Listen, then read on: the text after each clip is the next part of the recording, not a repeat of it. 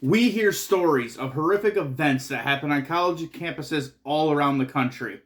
Some of these stories are true, some are fake, and some of them are legendary. In today's story, we dive into one of the most legendary series of murders that took place on a campus in New Hampshire. If you like horror told in story format, then welcome and subscribe for more chilling tales. If you figure out the exact story I'm telling you, then be the first to leave it in the comments. Now, on to the story.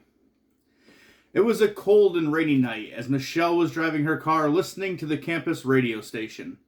Sasha is giving some sexual advice to a student calling in who is worried about the decision that she had just made. Michelle gets a little tired of hearing what Sasha is talking about, and she reaches down into her bag and she pulls out a cassette tape. She places the cassette tape in the cassette player of her car. Bonnie Tyler's Total Eclipse of the Heart starts playing, and Michelle is singing along. She passes by a gas station that is well lit and there's plenty of people there, but because she was enjoying herself singing, she ends up going right past it, and then the gas light turns on. She finds an old gas station where nobody is there besides her, and there's only one light that's working in the parking lot. She pulls up to the pump and starts honking her horn. The gas station attendant, Michael McDonald, comes out to her vehicle in the pouring rain. Michael seemed a little bit odd and different, but pretty much what you would expect from a gas station attendant at this type of gas station.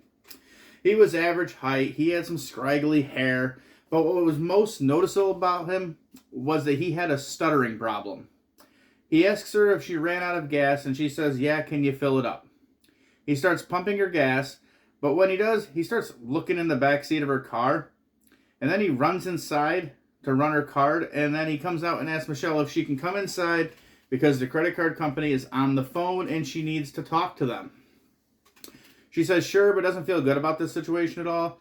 The gas station is kind of scary, there's nobody around, and this guy seems kind of scary as well. So before getting out of her vehicle, she grabs her can of pepper spray. Once she goes inside, Michael locks the door behind her, and then she goes over to the phone and she picks it up, and on the other end is just a dial tone.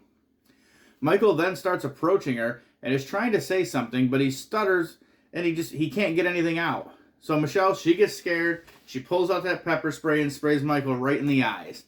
And she ends up breaking the glass window to climb out and get away from him as fast as she can.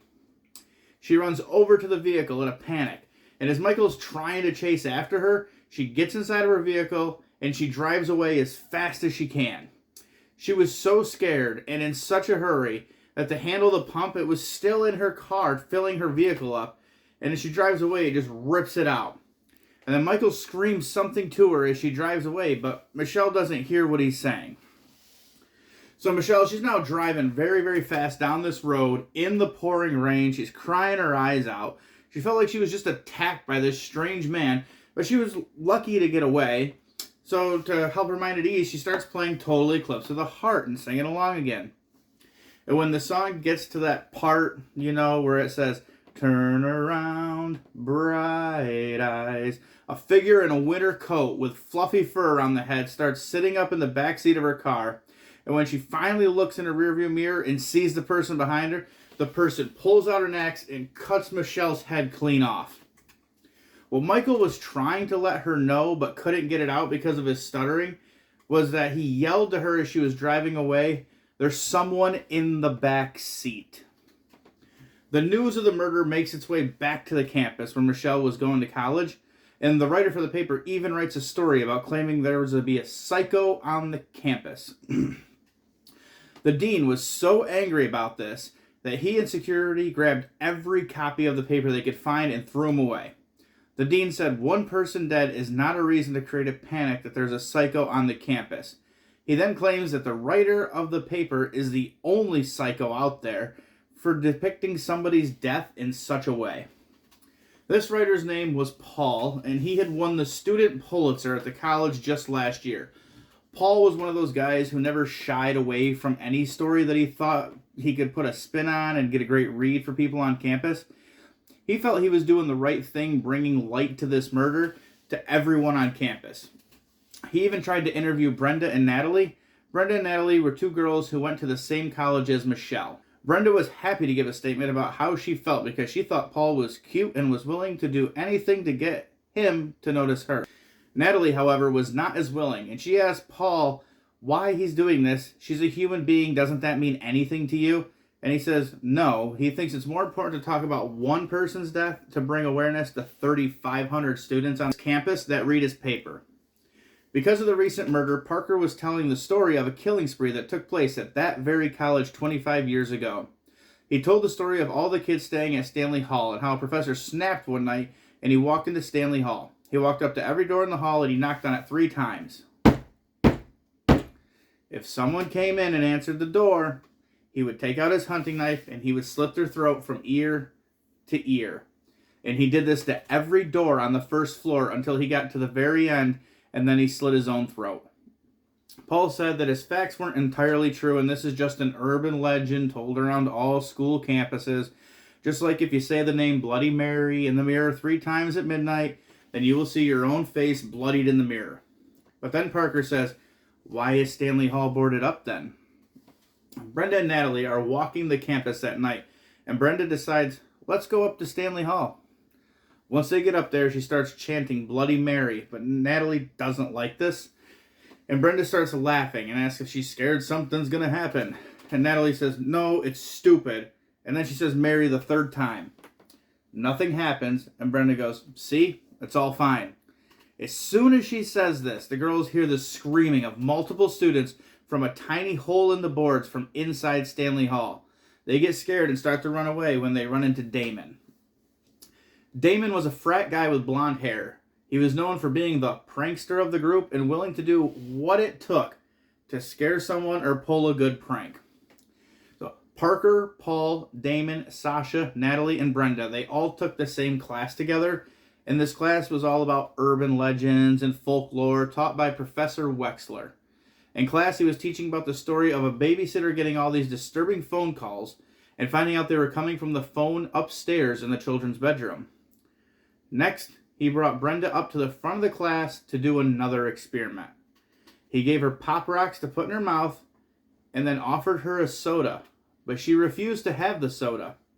She said that she heard that if you drink the soda, it mixes with the Pop Rocks and makes your stomach explode. Professor Wexler explains this is just folklore, and Damon says, I'll do it. And he runs down there and performs this very act. And Wexler says, see? He's fine. And Damon starts choking and he's spitting up all this foam. He ends up falling to the floor and rolls down a small flight of stairs. The class starts freaking out and Parker screams, call an ambulance. When Damon's no longer moving, they look down at him and he opens his eyes and smiles. Natalie heads back to her dorm room after class. And when she walks in the room, her roommate Tosh is having sex. She screams at Natalie to look away and Natalie says sorry and she climbs into bed. She puts headphones on to drown out the sound of her roommate. The next night, Natalie is in her room and she's feeling sad. She had just gotten a message on her answering machine from her mom, seeing how she's doing after hearing about the death of Michelle. Natalie started looking at one of her yearbooks and she could see there that her and Michelle were both captains of the cheerleading squad. Damon walks in and asks her if she wants to ride with him over to a frat party. Natalie says she isn't feeling up to it, and Damon asks if she wants to just go and talk. Natalie agrees to go with Damon, and they get in his old car, kind of has a hard time starting it, and they drive up to the woods and they park under a tree. Natalie tells him about how she knew Michelle and the death was really bothering her, and Damon tells her that he lost someone close to him too. He tells her the story about how his girlfriend had died, and she starts to feel sorry for him until he starts going into detail. And then she can tell this whole story is a lie. And he tries using it to hit on her and make out. She gets mad and she slaps him in the face. She demands that they leave and he gets mad at her and leaves the car to take a piss. So Damon, he gets out of the car. He goes over to the woods to take his piss. And when he's done, he zips up his pants. And a person wearing a winter coat appears behind him and throws a rope around his neck, choking him. He ends up struggling and he gets thrown to the ground. And Natalie hears something, so she gets out of the car. But she looks around at first and she doesn't see anything. And then all of a sudden she sees the person that's wearing a winter coat approaching her and she freaks out. And she runs around the front of the car and she gets into the driver's seat. A hooded figure follows her around and he attempts to get in the car. but can't. So the person then walks to the back of the car and attaches a rope to the ball hitch. Natalie then hears some sounds on the roof of the car, and she finally gets the car to start. And as soon as she does, she can hear like this squeaking on the roof of the car, and then this hooded person just appears on the windshield from the top of the car. So Natalie gets scared, and she stomps on the gas pedal, starts going forward as fast as she can. Then all of a sudden, she can't move. It just, something's like preventing her from going forward. And when that happens, the person that was wearing the hood, they fly down the hood of the car. So this person gets up, and they walk onto the hood of the car, and they just start stomping in the windshield. And Natalie, she gets scared, so she throws the car in reverse, and she floors it backwards, and the car goes speeding as fast as it can, and all of a sudden it just hits a tree. And Natalie starts to hear this weird sound, and she tries looking out the windshield, and as soon as she does, Damon's body comes crashing down through the windshield, with ropes still wrapped around his neck, and his face all bloody. So Natalie, she runs away as fast as she can until she gets to the campus. She runs into Reese, the campus police officer. And they drive out to where this took place, and there's nothing there. There's no car, there's no body. Reese can't take her story serious, and when she tells her friends, they say it was probably a prank by Damon. The next day, Natalie's talking to the group, and Parker remembers the boyfriend scratching on the roof car is just another folklore legend. And he says how Damon has this mannequin that he looks like him. He uses it during Pledge Week, and he must have used that. But then Natalie asks, why isn't he here? And Parker remembers he's going on a bachelor trip party this weekend. But Natalie has a hard time believing this and remembers the way Michelle died was another folklore tale that she learned about in Wexler's class. So that night, Natalie goes to the library and checks out a book that tells you the history of urban legends and folklore. And she gets back to her room that night, and when she comes in, she hears Tosh moaning again. So she says sorry, climbs into bed, and puts on her headphones. The next morning when she wakes up, she looks at Tosh's bed, and she sees like this dark puddle on the ground by the bed, and there's paintbrushes and stuff. So then she gets up and she looks a little bit closer, and she can see that Tosh's arm is hanging off the bed. So she slowly pulls the sheet off of Tosh, and she finds her dead. She has strangle marks around her neck, and both wrists were slit. And she slowly turns and sees a message on the wall, and it says, "Aren't you glad you didn't turn on the light?" Natalie screams, and she tells the campus police what she found, and she tells them that the killer was in the room and murdered Tosh. They tell her there's no forced entry. They believe this was a suicide. And then she goes, well, what about the damn message on the wall? And the dean tells her that it was just a morbid suicide note. She tells him it wasn't a suicide. The murderer killed her, but they don't believe her. So Natalie, she's leaving there, and she runs into Paul, and he asks her, is everything okay? And she says, no, there's this lunatic on campus killing people. She goes, after there's 3 murders, and Paul's shocked because he's like, I only know of Michelle's murder. She tells him Damon, but at this time, he's just considered not there. And he was told Tosh was a suicide. So she tells him the person is killing people using urban legends. So Paul and her are talking, and they come to the conclusion that maybe the murders of Stanley Hall are real, and the dean was just covering them up, just like he seemed to be doing with this death of Tosh. So they decide they need to look into it, and they can find anything in the college about these murders. They're looking through books, and they have every year, but they don't seem to have the year that these murders took place. So they sneak into Wexler's office to see if they can find some clues, because he's the one teaching the class on these murders. And the story of Stanley Hall's murders was a professor did it. So while in there, they find a winter coat with fuzz around the head, and they find an axe. Wexler comes back to his office, and they hide until they hear him leave, and then they go to leave his office. However, he was still hiding in the room and corners them. Wexler contacts the dean and the police to get these kids in trouble for breaking into his office. They explain the evidence of what they found in his office, but he has reasons for why he has these items. So the dean and the Reese, they've already decided that there's no murderer on campus, so they're not listening to any of this. The dean tells Natalie she's lucky she even got accepted there, because he looked in her file and saw she was arrested for reckless endangerment. He also lets Paul know that the editor of the paper has kicked him off of the paper so he can stop chasing this non-story. The two of them decide they need to find a way to get out of there because they might end up dead. All these murders keep happening, and they all seem to be following Natalie. So Paul asks Natalie what she did for the reckless endangerment charge, and she explains that her and Michelle were driving late at night without their lights on, and a car flashed them, so they decided to do the gang high beam initiation story. This story is you drive without your lights on, and when someone flashes you, you turn around and you chase them, turning your lights on and off repeatedly. And this is exactly what her and Michelle did. They were driving really fast behind this person, flashing their lights on and off, and he ended up losing control of his car and crashed. And when the ambulance arrived on the scene, he was dead. That night, the dean is leaving, and Reese asks if she should get any extra officers in, and the dean says, no, we don't have anything going on here. He then tells her, you don't call anybody unless I give you permission. Reese walks away to go back to her office. The dean gets to his car, and he hears something like fall over on the other side, and he looks over because you could tell he's still kind of a little scared because something's not right. And as soon as he turns and leaves, a figure from under the car pulls out a sharp knife and slits the Achilles tendons in both his ankles. And he falls to the ground with blood just pouring out of his ankles. And he's trying to crawl away, but the person, he puts his car in drive, and it slowly approaches the dean, running him over and impaling him on tire spikes. Meanwhile, Parker is throwing the 25th anniversary of the Stanley Hall murders party at his frat house. Everybody's getting drunk, and they're having a good time commemorating all these murders. His girlfriend, Sasha, she gets bored, and she decides that she's going to go to the radio station and take on some calls. And at this time, Parker gets a phone call from a menacing voice.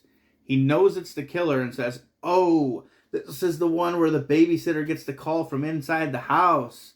He's like, but that doesn't really work on me because I'm not babysitting. And the killer tells him, nah, you have the wrong story. This is the one where the old lady tries drying her wet dog off in the microwave. Parker freaks out and he runs upstairs to the kitchen where he hears the timer of the microwave go off. And he starts freaking out and he's scared. But he ends up opening the microwave. And as soon as he does, he looks inside and you can just see his dog's fur and blood and guts all over the inside of the microwave. And he really starts losing his shit and he's acting frantic. But he ends up running to the bathroom and he just starts throwing up in the toilet. And a figure comes up behind him and hits him in the back of the head. When he wakes up, he's sitting on the toilet with his hands tied. The killer then takes a funnel and shoves it in his mouth and down his throat. The killer then begins to pour pop rocks down the funnel, but instead of using soda, the killer pours bleach down the funnel, which kills Parker. The killer then sets their sights on the lovely Sasha at the radio station. She's taking calls, and when she goes to take another call, the call drops, and she looks over and she can see the killer has killed her coworker with an axe. Sasha starts screaming, but she still has the headset on, so everyone listening on campus to the local radio station can hear her screaming. The killer's chasing her, attacking her, and she just keeps screaming and crying, and he ends up cornering her in a room, and she pleads for her life while everybody can hear her. And the killer takes his axe and just starts swinging it multiple times, killing her, literally broadcasting her death over the airways. Natalie tries to help Sasha during all this, but actually witnesses the killer kill Sasha, and the killer sees Natalie and waves at her. Natalie takes off, and while outside, she runs into Brenda. She tells Brenda she just saw the killer kill Sasha, and they need to get out of there. Then Paul pulls up in his car and tells them they need to get in, they need to get out of there. He found the dean dead. So they get in the car and they take off. And Paul, he pulls over at a gas station to fill up and buy some things inside. And the girls are sitting in the back seat where they hear the sound of a watch timer going off, and they knew this sound. It was the same sound that Professor Wexler's watch made during class. So they get out and they slowly approach the trunk of Paul's car. And as they get closer, they start to get a whiff of this like disgusting smell. And they open the trunk and they find the dead body of Professor Wexler. They both look at each other, and then they look at Paul in the gas station. And he sees them staring at him. And they both freak out and they take off running through the woods, and Paul chases after them. Natalie says they're going to run through the woods and get back to the campus. But in the middle of running, Brenda and Natalie get separated, and Natalie doesn't realize this until a while later, and then she ends up coming up to a road and she sees a truck coming. So she flags down this person, and it's the janitor at the college. She asks him for a ride back to the school, and she gets in the truck, and he could just tell like she's frantic. And he's telling her, calm down. You need to calm down. And she looks in the back seat of the truck and she sees a winter coat with fur around the hood. At this point, Natalie doesn't know what to think, because that's the same coat the killer was wearing. But she thought Wexler was the killer, and then she thought Paul was the killer. But now could this guy be the killer? They end up passing a vehicle with no lights on, and she screams at him not to flash them, but he does anyway. And the vehicle whips around. It starts chasing him, and it's flashing the lights on and off, on and off, on and off. And it's pouring rain out, and the janitor loses control of the vehicle on the wet roads and drives directly into the ditch, smashing his head off the steering wheel so hard that it splits his head open and he dies. Natalie, she shook up a little from the crash, but she's okay. She gets out of the truck and she heads back through the woods towards the campus. And when she gets back to the campus, she can hear Brenda screaming from inside Stanley Hall. She makes her way inside and she tries to help Brenda because she knows Paul's in there and he's going to kill her. And while she's walking through the rooms to try to find Brenda, she ends up getting hit in the back of the head and knocked out. And when she wakes up, she's tied to like an old bed. And each hand, each foot, they're all tied to each of the four corners. And she sees this figure standing above her with a winter jacket and the fur around the head. The figure takes off the jacket and then removes a black mask that was covering their face. It was Brenda. Natalie just looks with shock because she didn't understand that this was Brenda doing this the whole time and why. Brenda looks at her and laughs and proceeds to tell her why she's doing this. She tells her that she's going to perform the most infamous urban legend story ever, the kidney removal. So this is where a person's out at a club or something having a good time, and when they wake up the next day, they're in a tub of ice and one of their kidneys has been removed. Natalie asks, but why are you doing this? And Brenda says, why, Natalie? Why? You want to know why? Because Brenda had the one thing that she wanted most in this life, and Natalie took that away from her. She was engaged to be married to the love of her life until one night he was driving home late at night. And he passed a car, and the car didn't have any lights on. Natalie knew what Brenda was talking about, and Brenda saw the look on her face. And Brenda's like, ding, ding, ding, Natalie. It was my fiancé who was driving the car that night when you and Michelle thought it would be funny to play this little urban legend prank, and you murdered my fiancé. And all you got for killing him was a little slap on the wrist. Brenda then tells her, sorry, I don't have anything to numb the pain, so this is probably going to hurt a little bit, and proceeds to stick a scalpel in her side. And then she's like, is it this side? Is it that side? I don't really know. I wasn't very good at anatomy. At this point, Paul walks in the room and sees what's happening. And he tells Brenda he couldn't have planned it any better. He wants to cover this story, and he wants some inside perspective that only she can give him. Only she has the details. And Brenda tells him he's cute, but he's not that fucking cute, and she points a gun at him. Reese ends up coming into the room and tells her to put the gun down. It's over now, but Brenda turns and looks at Reese and shoots her. Reese falls to the ground, and she's bleeding from this gunshot.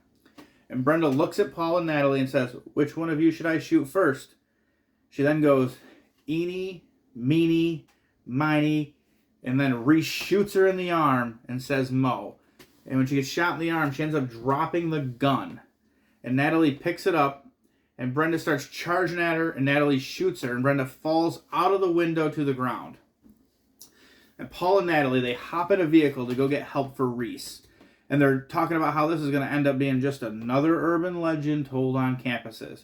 And Paul goes, well, if it is an urban legend, then where is the twist?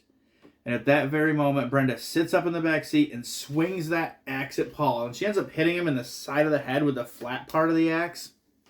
Then she starts fighting with Natalie, and she's choking Natalie with the handle of the axe, and Paul starts driving faster and is approaching a bridge. Brenda gets the upper hand and goes to swing the axe at Natalie, and as soon as she reaches up and swings, Paul slams into the side of the bridge, sends her crashing through the windshield, falling into the river below. The story goes that the storm was so bad the river was too high, and they never found her body. So when you get in your vehicle from now on, don't forget to check the back seat first, because you never know who might be hiding back there.